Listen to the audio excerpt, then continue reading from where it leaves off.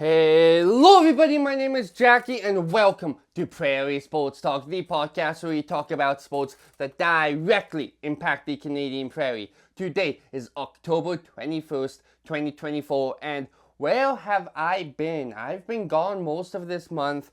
Long story short, it's basically just been a bunch of personal reasons, back to back to back to back, and so on. But we are going to catch up on what I missed today with a little bit of a different episode. Instead of talking about specific stories and doing deep dives into games and stuff like that, I'm gonna be recapping what I think is the most important stories to the prairies, to the Canadian Prairie in terms of sports from the last couple weeks. So to start off, yes, I'm finally paying up on my bet. I am wearing a Florida Panthers championship shirt because I thought the Edmonton Oilers were going to beat them. Yeah, I also got the Panthers championship puck right here as promised. So there, you have a St. Louis Blues fan wearing Florida Panthers merch. That is an interesting combination. So, the plan for this episode, we are going to open up talking about the CFL, then we are going to talk about the NHL, and finally we are going to close up talking about the WHL. We have a lot to talk about today. Let's get into it. So, the CFL has been busy these last couple weeks, but first things first, Roland Milligan for MOP. Let's make him MOP. He has had a great season. I want to see a defensive back get MOP. If you guys want some more reasons for why he should be MOP, go check out the Piffers podcast and specifically go check out their Twitter. But let's start with the Riders. So, since my last episode, the Riders have now won 4 consecutive games. And let's just say, I believe, because the Rough Riders are in the playoffs.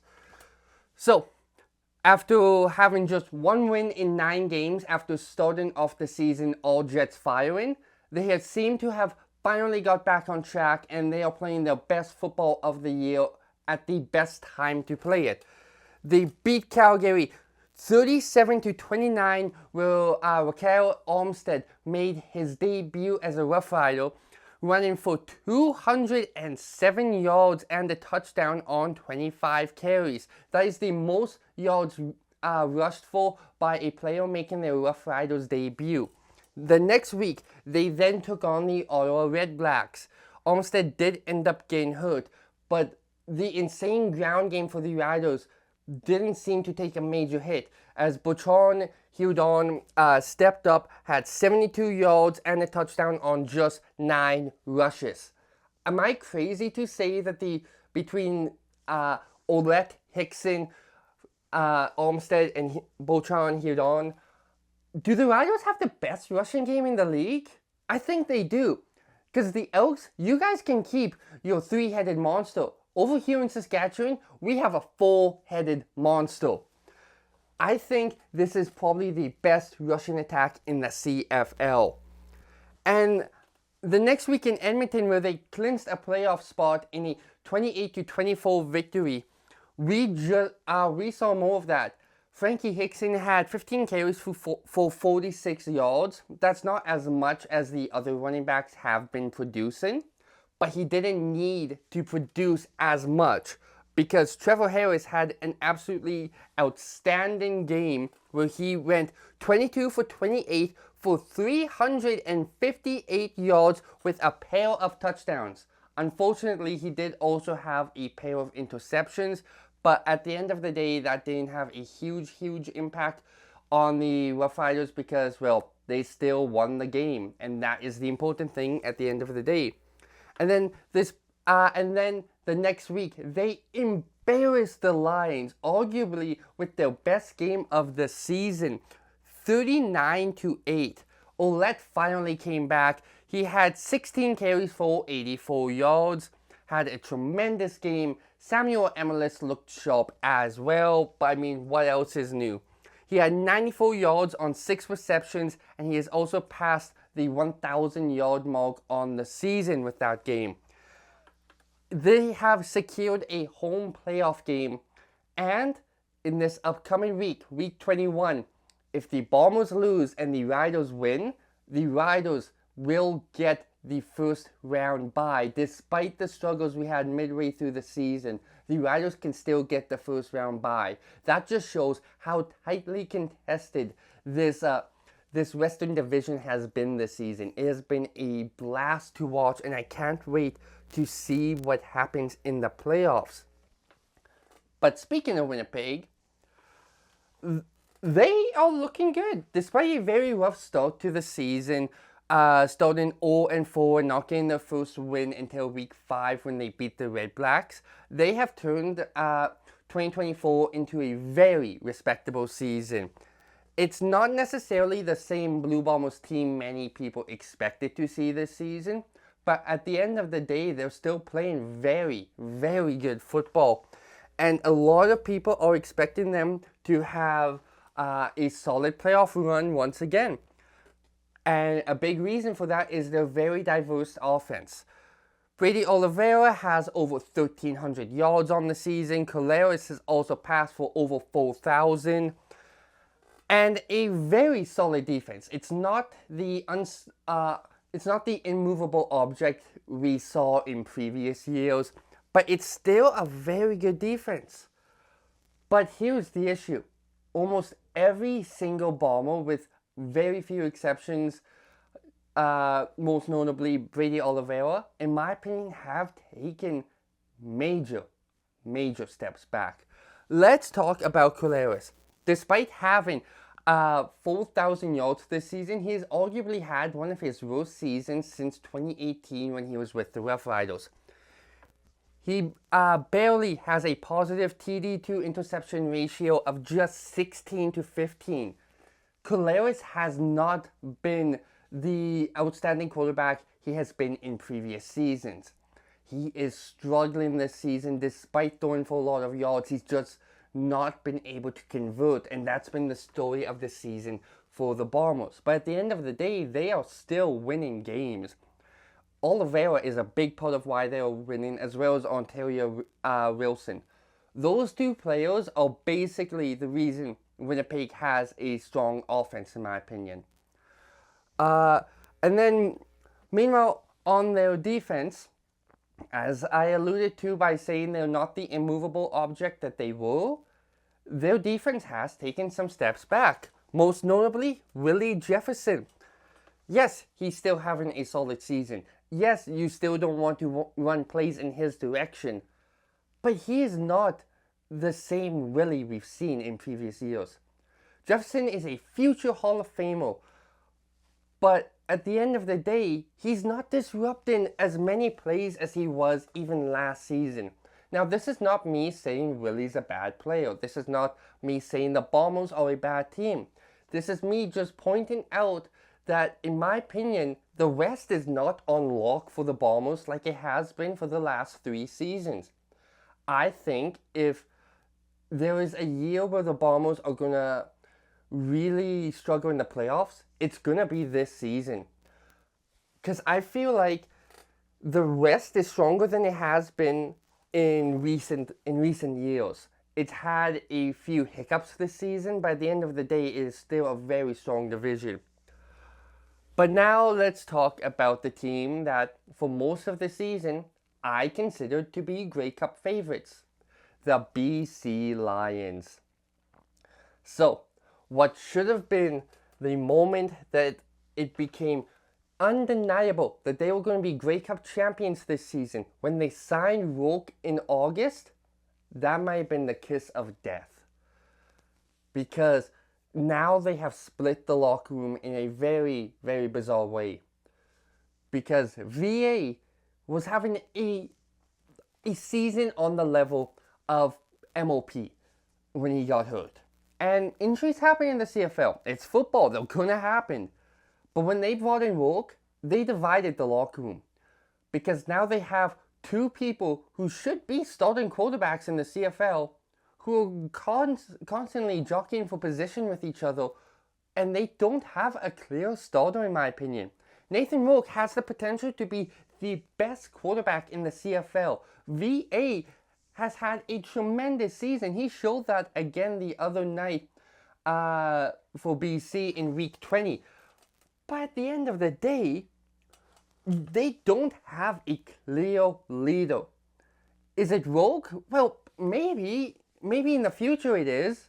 Is it Adams? It should be, but at the end of the day, when you have someone like Rourke, can you really say that he's not the leader?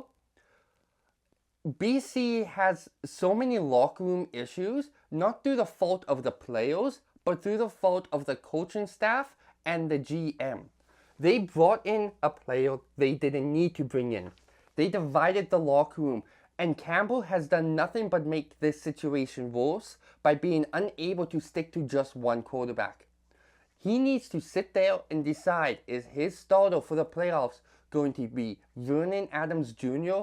or is it going to be Nathan Rourke? Because if you're flip-flopping between them when the playoffs get here, I will put it this way, you're not even making it to the Western Final, let alone making it back to your home stadium to play in the Grey Cup. Make a decision if you want to be competitive in the playoffs. Because right now, I don't care if it's Winnipeg or Saskatchewan they play, BC will get obliterated if they have not made a decision at quarterback. So, on to the NHL, and let's start with the Edmonton Oilers. Coming into the season, a lot of people thought they'd come out to a flying start, and for good reason too. They made it to the Stanley Cup, they made it to Game 7, they had an incredibly impressive run last season. But I think that might actually be part of the reason they are struggling this season. Edmonton feels like they have something to prove this season after losing last year. And in a way, that is a correct statement. They do have something to prove, especially their stars like McDavid, Draisaitl, and goaltender Stuart Skinner. They all have something to prove. Almost every single player on that roster has something to prove. But I feel like that mentality is actually hurting the Oilers because they are trying too hard to prove that they are a great team, and that is what is causing them to lose games. As of recording, they are just 1-5. They are not off to a great start this season, to say the least.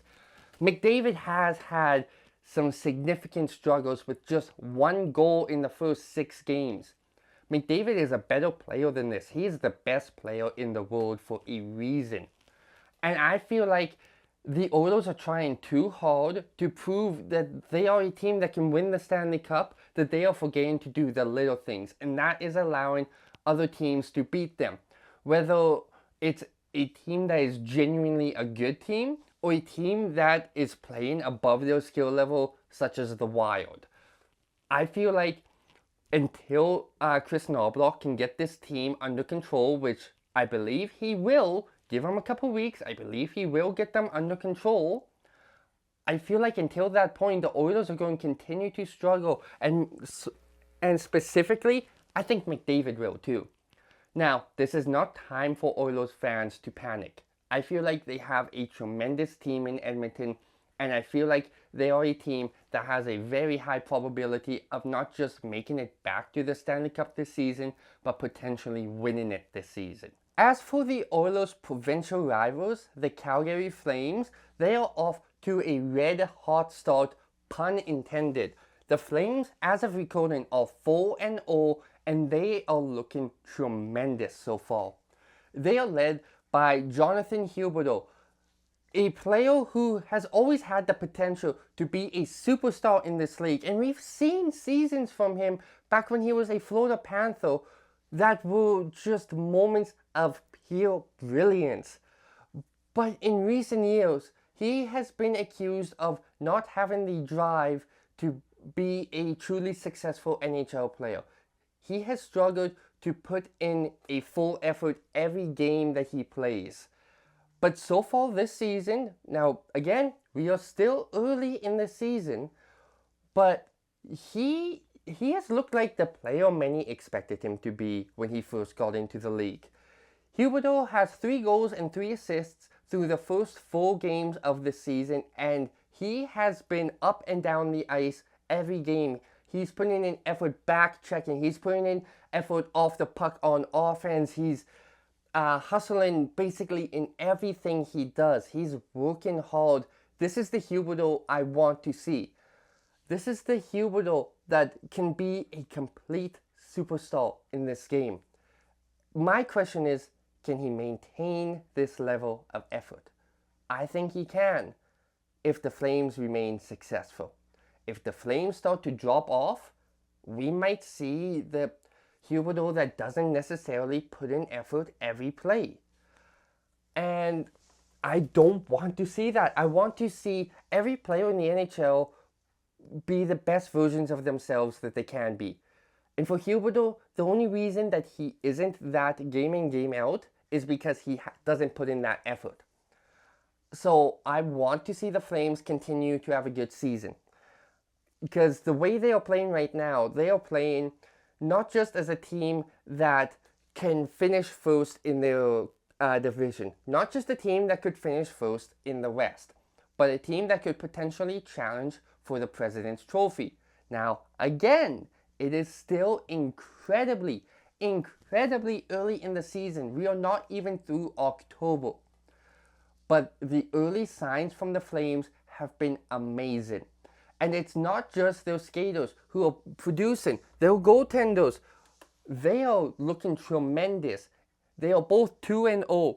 Dustin Wolf has a 2.00 goals against average with a 944 save percentage.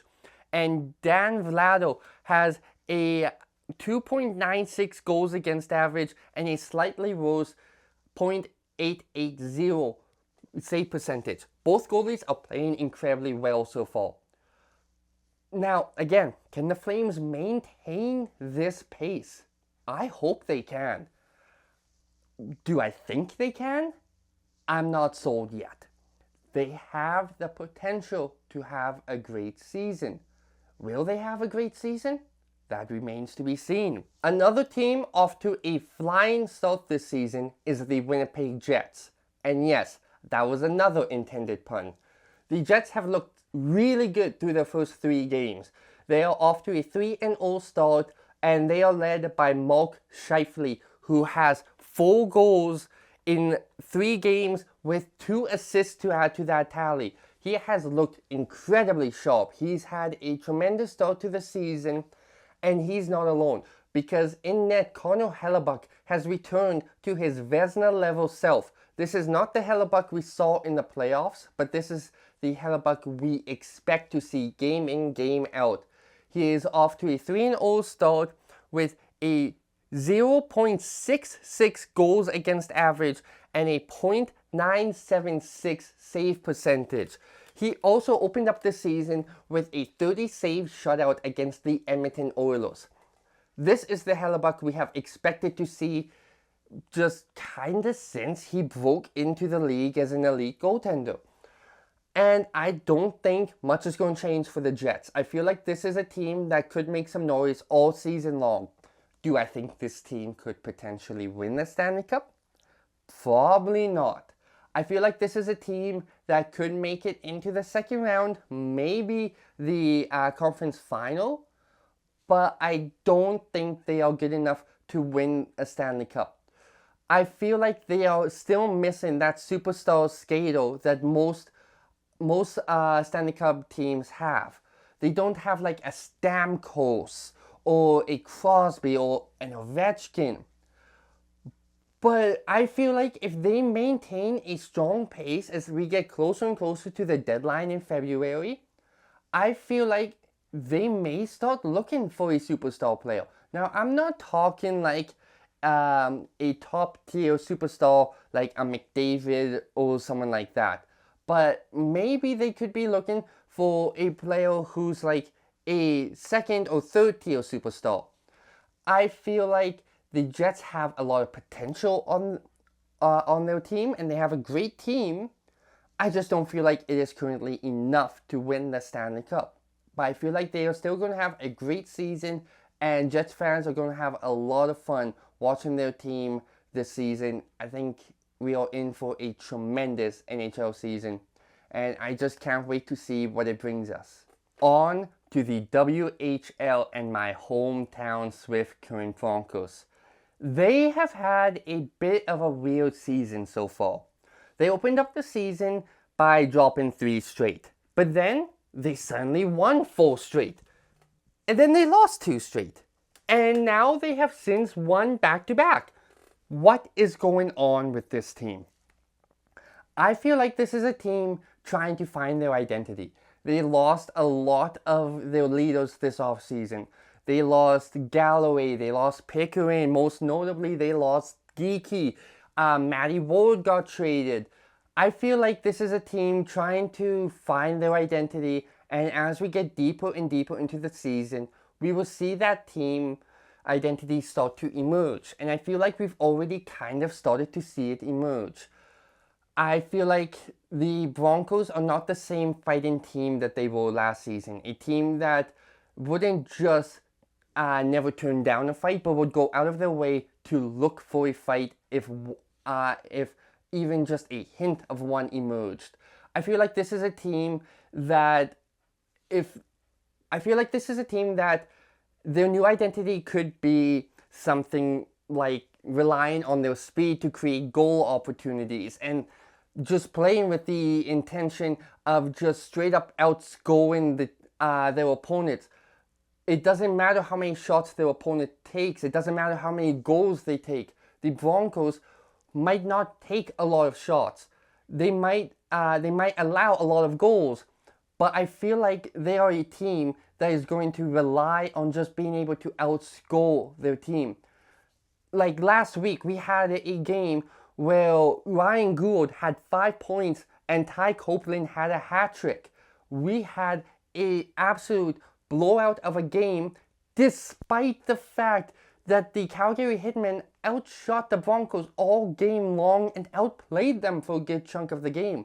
The Broncos didn't take a lot of shots, but the shots they did, they were high quality. And I feel like knowing when to take shots and being able to outscore the opponents, I think that is going to be the identity of the Broncos. We saw it again this past weekend with a 6-5 win over the Moose Jaw Warriors. We also saw a 5-0 win as well against the Spokane Chiefs. This is a team that when they are scoring a lot, they are consistently winning games. But if they are getting 1 or 2 goals a game, that's not going to be enough this season. And I don't think that's our goaltender's fault. I don't think it's Reed Dick's fault. I feel like he's still the best goalie in the WHL, and I take him over any other goalie. I just feel like we don't have the defense we had last season. We made some moves near the deadline to beef up a really weak defense. We brought in Tyson Galloway and Jakub Dvorak. Those two came in and they were just anchors for our defense all year long. And now all playoffs long. And now we have lost both of them and Pickering. I feel like we need to do something to add to our defense. And I feel like other than that, we still have a very solid team. I'm very happy with our coaching staff. I'm very happy with our offense. I have no complaints about Reed Dick. I just feel like if we can beef up our defense a little, we could be not just a team as good as we were last season, but potentially a team that could make it to the, not necessarily the WHL championship, but the division championship. I feel like the Broncos have a great team. They just need to add to it. But that is everything I have for you guys this week. If you enjoyed this episode, be sure to like, comment, and subscribe if you're on YouTube. And if you're on Spotify, be sure to follow the 13th Man Podcast Network. I hope you have a great day. I hope you have a great night. I hope you have a great whatever. Stay safe, stay strong. You got this. And this is Jackie for Prairie Sports Talk signing off.